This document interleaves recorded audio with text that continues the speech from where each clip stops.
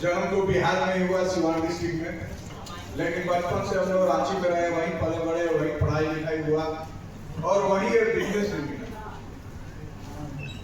Corona काल जो start हुआ 2020 में, उस समय से इस बिजनेस में एक्टिव हुए। आदमी तो कोई पहले लगा दिया था, लेकिन कोई मतलब था नहीं।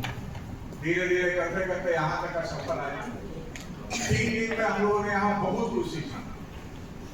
मुझे एक बात बहुत अच्छी लगी पुरुषोत्तम सर की, इन्होंने बहुत बढ़िया बात बोला कि हम किसी को बना नहीं सकते, हम सिर्फ और सिर्फ अपने आप को बना सकते हैं। और बहुत सारे लीडर बोलते हैं कि मेरा ड्रीम है, मेरे टीम में 1 लाख लोग कमाएंगे, ये कमाएंगे। मुझे नहीं लगता सर वो होगा, क्योंकि हम लोग जिस टीम में हैं, जो हमारे महागुरु हैं, वो रात में बैठ कर सोचेंगे कि मेरे सारे टीम वाले 1 लाख कमाए, और उसके लिए जो करना है वो करते हैं। क्या हम कमा पाते हैं? कमी कहीं ना कहीं मेरी में होती है। और एक बहुत अच्छा सर ने कल लीडरशिप के बारे में बता के गए सर महाराज साहब।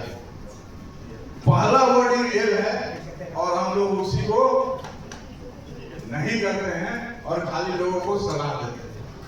तो मैं तो यहाँ से गार्ड मान के जा रहा हूँ कि लीडरशिप का जो पहला वर्ड है उसी को पकड़ना है। आने वाले कुछ समय में जो भी हम टारगेट लेके जा रहे हैं वो जरूर पूरा होगा, अगर उस एल को पकड़े रहेंगे। स्टोरी थोड़ी आदत है सुनाने की, सुनाते हैं। एक बहुत पुरानी कहावत है या कहानी बोल सकते हैं। एक गांव में एक मूर्तिकार रहता था। वो मूर्तियां बनाता था, मिट्टी की मूर्ति बनाता था और गांव के बाजार में जाके बेचा करता था। तो उस जब बहुत पुरानी बात है, 50 पैसे 1 रुपए में वो मूर्ति बिकता था। तो पिता का मूर्ति बिके 2 रुपया में, बेटा का मूर्ति बिकता था 50 पैसे में।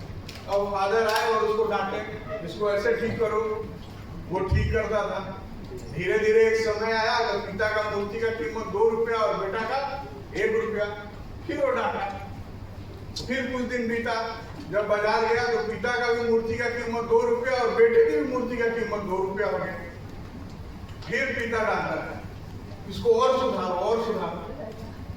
पिता का 2 ही रुपया रह गया, बेटा का 3 रुपया हो गया। कुछ दिन बाद 4 रुपया हो गया। अब जैसे लौट के आया, पिता फिर तैयारी, तुम ये गलती किया है, इसको सुधारो, मूर्ति और महंगा बिकेगा। अब बेटा से तो बर्दाश्त हुआ नहीं। बोला जीवन भर तो कुछ किया नहीं, आज भी आपका मूर्ति 2 ही रुपया बिकता है और मेरा 5 रुपया बिकता है। तो पिता ने बोला कि बेटा, एक दिन मैंने भी अपने पिता को यही बात बोला था और मेरी मूर्ति। जब तक हम अपने गुरु को सुनते रहेंगे, मेरी कीमत बढ़ती रहेगी। जिस दिन हम उसका आकलन करेंगे, उस दिन हम जीरो हो जाएंगे। एक लोग में 100% रहना है, सभी लोगों को रहना है। और जो अगला गोक राउंड आएगा ना, इसमें से बहुत सारे लोग होंगे जो इस स्टेज पे आएंगे। और मैं भी अपना लोगों को बताता हूँ। Thank you.